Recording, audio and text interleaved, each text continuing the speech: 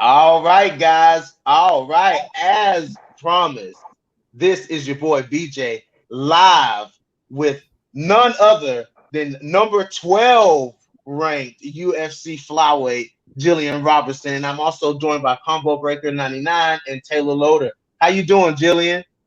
That feels great to hear that number 12 next to my name, you know? Uh, Hell yeah. so I'm doing great. Yeah.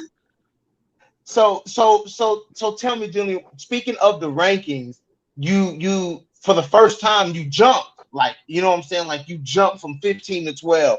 When you saw that, how did that make you feel, Julian? It definitely feels good to finally be recognized, but I won't be happy till I get that champion next to my name. You get the C. So I'm trying to Yeah. fight the 1 through to 11 till I get there. Hell yeah. So tell us about Fight Island, Julian. How was the whole experience? How was the heat? How was the flight? Tell us about the whole thing. Well, I actually went out there about 20 days before my fight because my coach Dean Thomas was out there already for Dana White's looking for a fight. They were filming like 2 weeks before, so I did 2 weeks of my camp by myself in Port St. Lucie, Florida. Then took a COVID test here, flew out to Vegas, took another COVID test there, quarantined for 24 hours, flew to Abu Dhabi, took another two COVID tests, and quarantined for 48 hours. And then finally, once I got released from quarantine, I was able to start getting to work. Like I said, the heat, definitely something that was hard to get acclimated to at first. It's just like the air is so thick there, so humid. You can literally like swim through the air. It was definitely a lot to get acclimated to, but I was so happy that I went out there 20 days early. I felt like that made a huge difference for me in the fight as well. So how long did it take for you to get like your sleep and your schedule and your training? Like, how long did it take you to acclimate there? Well, I was actually trying to stay on Florida time, so stay in Eastern time zone while I was over there because our fighting, like I think I fought, it was like 4 or 5 p.m. In America, but in it was like 2 or 3 a.m. for me over there in Abu Dhabi.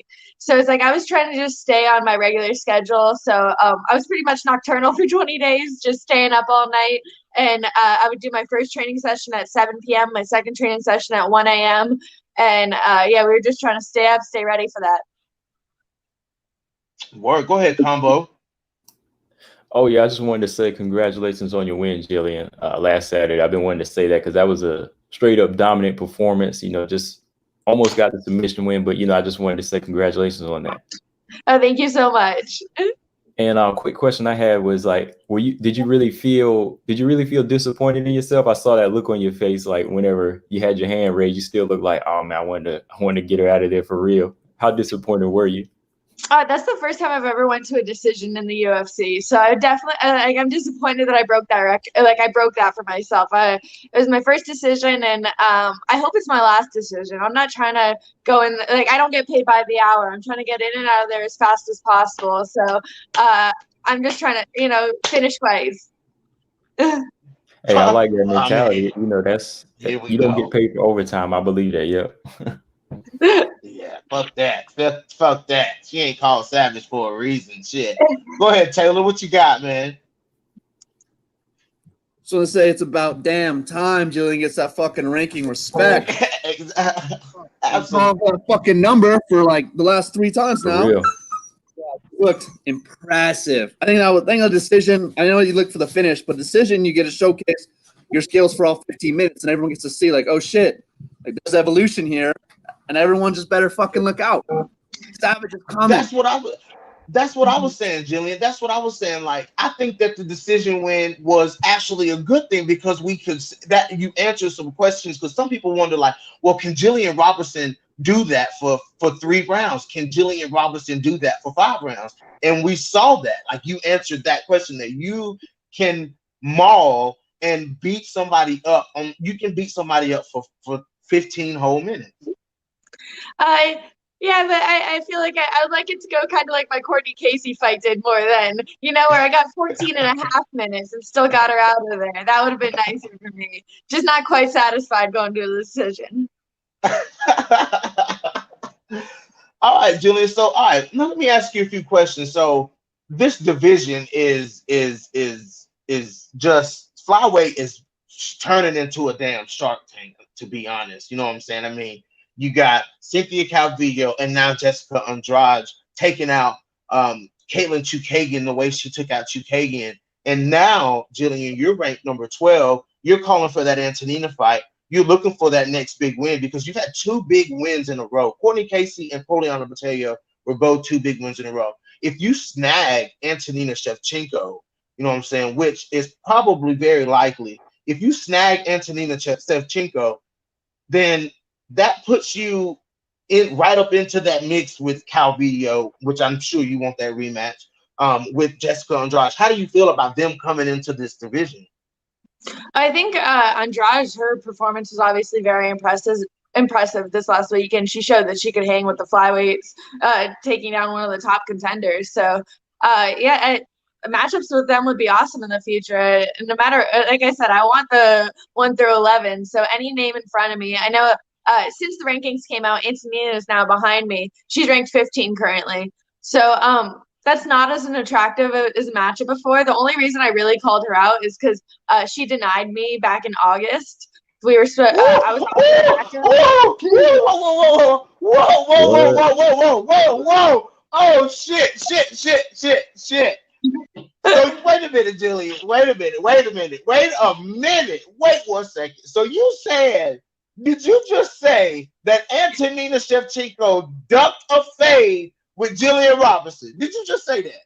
Yeah, I believe it was in August that I was offered a fight against her. It was on like 3 or 4 weeks notice, and she said no to me. So, yeah, I wanted a number and I wanted a ranked opponent this time, and because of that, I didn't get it. So, yeah, that's why I called her out specifically after the fight. Oh, these girls are scared. They're scared. Oh my God. They see it. They know. They know, Taylor. They fucking know. Oh, Combo Breaker 99. I want to hear y'all thoughts on. I want to hear your thoughts on that Combo Breaker. Well, first of all, I could definitely see like the matchmakers trying to have her avoid Gillian at this point because they want to make Antonina look good, you know. So I could definitely see them, you know, having them shift her to another direction. But you know, I don't think they can at this point. I think Gillian got her in a good place now. So hopefully you can get that fight. So what this means, my mom has a question for you, Gillian. She's a big fan of you because I'm a big fan. She says, are you ready to take on anyone in the top 10? Of course. I'm ready to take on anyone.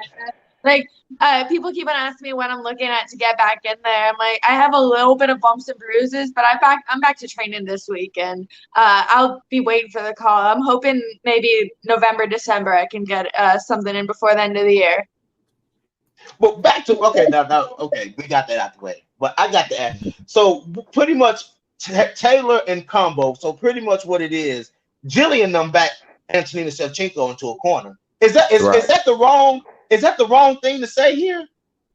No, I mean, how can you deny it? No, that's 2 win streak. Number 12. Like, and Antonina hasn't been lighting the fucking world up. I mean, she want that smoke, dog. She doesn't want the smoke because she don't want that smoke. Those elbows are on her face, and she's gonna get strangled, and that's all. Then she didn't want to look like that. I get it, but at the end of the day, you can only run for so long. Gillian, you are the worst possible matchup for Antonina. The worst possible matchup for Antonina Shevchenko. Oh yeah, and I think that showed in her last fight too with Caitlin Chukagian. Like, Caitlin took her down easy the first 2 rounds and gave her a rough time on the ground. So I think that it obviously plays into my world, my game plan. Oh my God, y'all! Gillian the Savage Robertson. She came to put it all out here today, guys. It's 9 o'clock in the morning, and Gillian Robertson dropping bombs on us, man. Woo! Okay. So let's get back to this fight. So when I talked to Dean Thomas, Dean said that, you know, when y'all walked into the cage with, you know, when you walked in with Macy Barber, he told you, he said she's big, you know, like she's big. But then you go out and fight Courtney Casey, who's also very big and very athletic, and then Poliana Botelho is kind of big too. Did Casey and Botelho size play any kind of factor into it? Like, did you recognize that? Was that a thing, or did it, it just really didn't matter? I don't think size really ever matters when you're fighting somebody. Like even with Macy Barber, she caught me, and then I was in a bad position. The fight got stopped. It wasn't because she was bigger than me that she won that fight. And Right. I'll train jiu-jitsu all day with guys who are like 200 pounds, like straight muscle, and I can manhandle them because size really doesn't matter. It's all skill versus skill. And like Pollyanna going out there, I knew when I shot that first takedown, I got her down and she got back up, and we knew she was going to be strong, but at that moment I was like, oh shit, like she's really strong. But, yeah, obviously it didn't really matter. As the fight went on, it showed who was the better martial artist, and she faded, and I was able to capitalize. Go ahead, Combo. Oh, sorry. Oh, yeah. I was going to ask you. So now that you've passed Antonine in the rankings, do you still feel like this fight still holds a lot of weight? Because there are fans like myself. I still feel like the fight still holds a lot of weight because she is a big name. Do you still feel the same way? Maybe because of the name behind it, and it's definitely a fight I would accept if it's offered to me. Even the girls that are ranked underneath me or unranked, I feel like if I want to be the champion, I should be able to beat every single girl in the division. So I'm not going to turn down any fights that are coming my way. So if it is offered to me, yeah, I'll definitely take it. But it's definitely not as an attractive as the matchup now, seeing that she's not ranked higher than me. Okay. Go ahead, Taylor. Oh shit! Hold on, I'm just trying to unmute my mic. So, fuck. I totally forgot what I was gonna say. Go ahead, BJ. I got to remember my question. It's all good. Okay, so all right. Now you're number 12. You got. I mean, I think now you passed Montana De La Rosa. You passed Alexis Davis. I mean, realistically, now that you see that the Antonina fight is a little less attractive, I mean, so what type of, like, who? I know you want everybody, but who do you want? Like now, who do you want now that you've seen the rankings have changed since you won the fight with Mateo? I guess I haven't really looked into it too much yet. Obviously, all the girls that are ranked above me are all matchups that I would love to take, but I know a lot of them are currently matched up. Just from what I saw, I was looking at it before the fight. I know that a lot of the girls have matchups already. So, I'm not really sure who's available at this moment. A couple of big fights today, and a couple of good fights at Flyweight today. This new girl, Sharapova, coming in to fight Lauren Murphy. How did you feel about that? Like, how did you feel about this girl out of the UFC? And as the division as a whole, how do you feel about people outside of the division and outside of the organization coming in and getting these huge opportunities when you've been scrapping it out, Gillian, for a few years now in the UFC? You know what I'm saying? And you're just now starting to gain that momentum that you should have had a long time ago. Honestly, I'm really upset that the Cabello and Murphy fight didn't happen, because that was something that I feel like that would have been a great matchup. That would have been an awesome fight to watch this weekend. But seeing that it's not happening, I guess you can't really expect to. It's just we're in troubling times, with the COVID and everything. I feel like you see that a lot of times now where people are just getting signed last minute because they just need fighters. Dana's trying to put fights together. So I guess it's more prevalent in these times just because they're more desperate. And it's like throwing a dog a bone, though, giving that fight to Lauren Murphy. She's going to walk through this girl. And it's just it's good circumstances for Lauren there. Yeah, I mean, it really is, man. It really is. So how did it feel, Gillian? We're just going to deviate from fight talk for a second. How did it feel to get back home and get back to your boy? Oh my gosh, that's the best part. I was FaceTiming my parents every day, trying to talk to my dog, and every time I saw him, that was all I was thinking about. Even coming up to the fight day, I'm like, I can't wait to get home. I'm like, it's 15 minutes and you get to go home. Just the 15 minutes you get that over and then you can go home. So that's all I've really been looking forward to that whole time that I was out there. Hey man, but you did the thing and you got back home to him.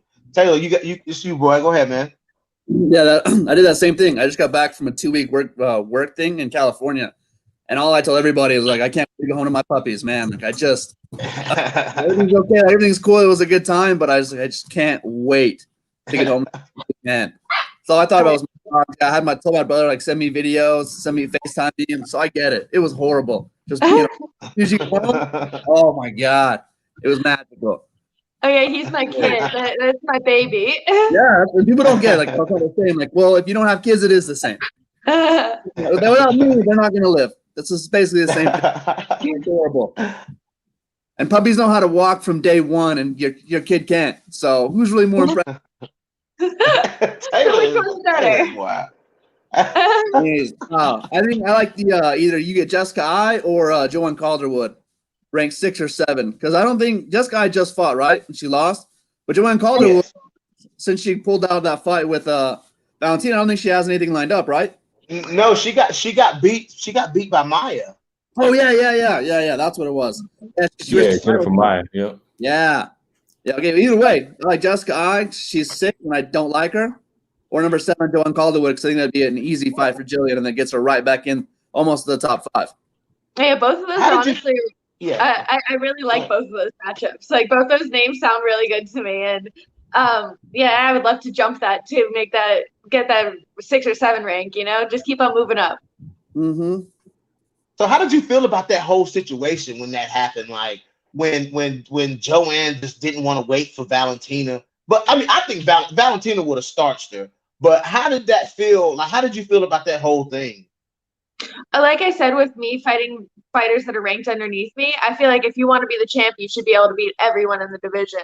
So that just proved that she wasn't ready for that title shot. So she was smart in taking that fight, and now she's going to work her way back up to the title, take more fights, But I think it showed that she wasn't ready for it. Go ahead, Combo. Oh, I'm good for a second. Hold on. I'm just fixing something here. Oh, you good, man. All right, so Gillian, with you being the way you are, you know what I'm saying? I feel, with you willing to fight any and everybody in the division, any ranking, any position, you know what I'm saying?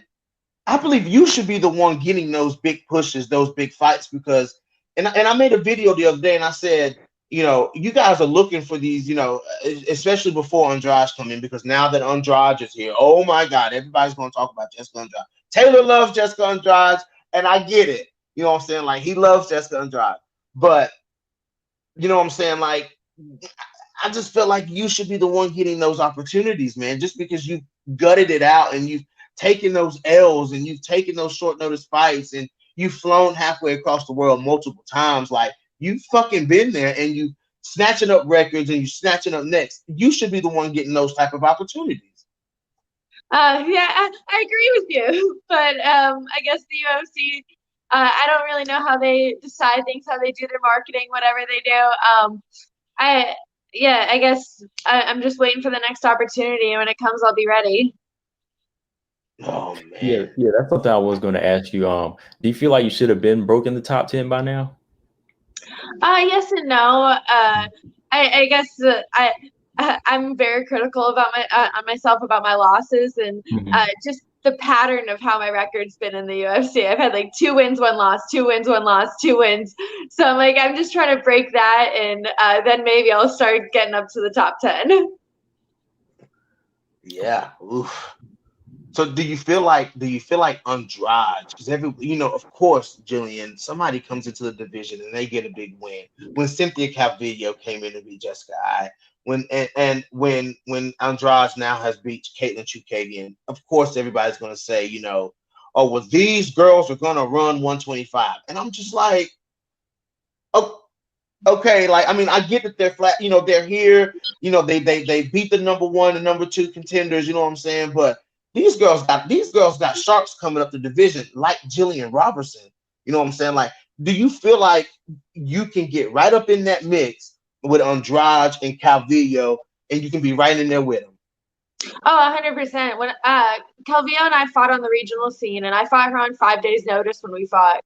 So I'm like, I felt like that was like the worst possible me you could have probably got on 5 days' notice flying across the country. and we still went to a close decision back then. So I know that she would be a great matchup for me to this day, and that's definitely what I'm gunning for. Ooh-wee. She wants that rematch. I know you want that rematch. That's a big rematch though. Like that's a really big rematch. Oh yeah, 100%. Especially after her performance with Jessica Ai, she just jumped up the rankings. Pretty much, got a huge opportunity just coming up to flyweight, and yeah. So I guess it's definitely what I'm looking back for. But no matter, like, I'm not pushing for it. Any fight that comes my way, I'm good with. Yeah, heck yeah.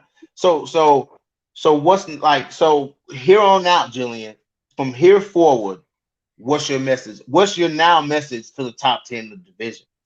I think it's always the same. I'm coming for your neck. Protect your throat. You hear that, Taylor? You gotta protect Taylor. that throat, dog. You protect that throat, man. If you don't protect the throat, dog, the elbows are coming down and they're sharp. Man. Gillian, speaking of the elbows and the ground and pound, Gillian, I think, last time we talked, well, it could have been a couple of times ago. I mean, we've talked a few times on podcasts. We were discussing your striking, and you were talking about the power, and that you were like, I'm just not one of those girls that has that type of power. But I think the power in your strikes come on the ground, because when you're landing ground, even the punches on not just the elbows, the punches on the ground, those are hard punches. And I was like, and I noticed, I was like, man, Gillian throwing some pretty hard punches on the ground. Talk about that. Well, Dean Thomas and I are just working every single day to make me a complete mixed martial artist. Coming in, getting signed to the UFC, I was pretty much like 85% jiu-jitsu and then 15 everything else. So now we're trying to make it a little bit more of a complete fighter, where I'm not just a jiu-jitsu girl and I'm coming in here and I'm a mixed martial artist.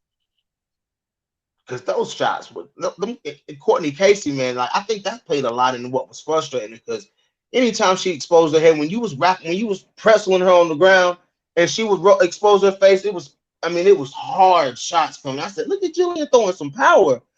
Crazy power. It was amazing. It was amazing. Go ahead, Combo. You got any last questions for Gillian? We ain't gonna hold Gillian all day. It's 9:00 in the morning. Gillian got shit to do. Oh yeah, same here. I ain't a day person, man. So we can rush it. But yeah. So yeah. Again, I just wanted to say congratulations, Gillian. But any final words for like some of these other flyweights out here that you feel are ducking you? I guess if you're a fighter, like, fight. You gotta love this shit. You gotta want to fight. That's all we want. And I want to ask you one last thing, Gillian, before we let you get off of here. We ain't gonna keep you all day long. How did it feel when Dean gave you that black belt? You got to tell us about that. That honestly probably means more to me than winning my fight. Like that. It was my first day out of quarantine in Abu Dhabi, so I just was quarantined for 3 days straight, flew from Florida to Vegas to Abu Dhabi, and it was just like a long trip, and I was just ready to train. And Dean texted me, he's like, hey, come up to my room, I gotta give you something. And I was like, are we training? Like, that's all I cared about. I'm like, what are we doing? Is that what we're doing? And he was like, we'll train later, but I gotta give you something. And I came up there, and he was like, well, in the mixed martial arts, it's not like you're going to college where you can get a PhD or something like that, but you can get this. And he gave me my black belt, and he was like, I want you to carry on my legacy, because I've never seen someone as dedicated as I am and who reflects traits of me as a fighter in themselves. So it's like, it was just an absolute honor to me, and I kept my composure, while I was in front of him. I didn't cry, and then as soon as I left his room, I was sitting there like sobbing, walking through the hallway with blood on my hand. And it's probably one of the best moments. It's just such a great achievement for me that he finally recognizes me as that. Man, that was awesome. That was awesome. And then even your post-fight interview, you were like, there's levels to this shit. And I was like, okay, you know what? Like, Gillian is here to go. And in the comment section here, my mom says 2021 is your year. That's my prediction. If I'm right, BJ gets the ice bucket over his head. Uh-oh. And then it says, Ask her who she has in today's matchup. I'm guessing they're talking Liana Jojua, Miranda Maverick, Justin Gaethje Khabib, and Lauren Murphy, whatever her name is. I haven't really watched too much of Miranda Maverick and Leon Jojua. I just the last fights. I know that Jojua had a quick finish, right? She got an armbar, I think, pretty fast. But I know that Miranda Maverick beat one of my friends, Hannah Goldie, who I know she's very tough. So I'm not really sure on that one though too much. Like I said, I haven't watched the girls too much, and Jojua finished her UFC debut pretty fast. And then the next one you said was Lauren Murphy. Obviously, I think she doesn't really like you're getting signed into the UFC just on 1 week's notice for a fight. I'm not assuming this girl's coming out with much, and Lauren's a tough opponent. She's definitely she's a girl who I feel like deserves to be ranked higher as well. She's been fighting and she's been doing well these last couple fights. So I gotta go with Lauren for that one. And then the underdog, Team Gaethje, had to rep Team Gaethje in the tough house, and I'm still supporting him to this day. I had forgot. I seen where you posted that you were going for Gaethje, and I kind of forgot for a second that I was like, wait a minute, Gillian Robertson is not going to pull for Khabib, and they fight the same way. Then I remember. I said, oh, she was on Team Gaethje. That's right. Who do you got in the main event? Gaethje. No, BJ. Julian, as much as I want to agree with you, I'm gonna have to go Khabib, man. Gaethje, baby, fourth round TKO, Justin Gaethje. Wee. All right, guys. Well, you heard it. You heard Gillian Robertson. Listen, guys, I was not expecting Gillian Robertson to drop that kind of bomb on us at 9 o'clock in the morning, but she did. But she did. Dog, at 7 o'clock over here. Oh, it's 7 o'clock over there. That's right. Man, all right, guys. Well, Gillian, any closing thoughts? Any closing shout outs to your coaches, your sponsors, whatever? Obviously, shout out Dean Thomas. The reason I am in the UFC, the reason I'm here today. Jose Shorty Torres, who's my main training partner. Him and Dean work together every single day, twice a day, and there's no one more dedicated than our little team. So I'm very thankful for both of them. And then if you just want to go ahead and follow me at Savage_UFC on Twitter and Instagram. Yeah, guys, Savage_UFC. Learn her name. It is Gillian the Savage Robertson, guys. Go follow Gillian at Savage_UFC, guys. We're gonna let Gillian get out of here, guys. She's got sponsors that she's got dispensaries that she needs to go and visit. She's got dog parks to go to. She's got a beach to go to. We gotta let her go, guys. So we will let Gillian go. This is your boy BJ, joined by Humble Breaker 99, Taylor Loader, and the number 12 ranked UFC flyweight and future champion, Gillian the Savage Robertson, guys. And we are out of here. Peace out, Gillian, and thank you, of course, as always. Oh, thank you. It was awesome. Peace out.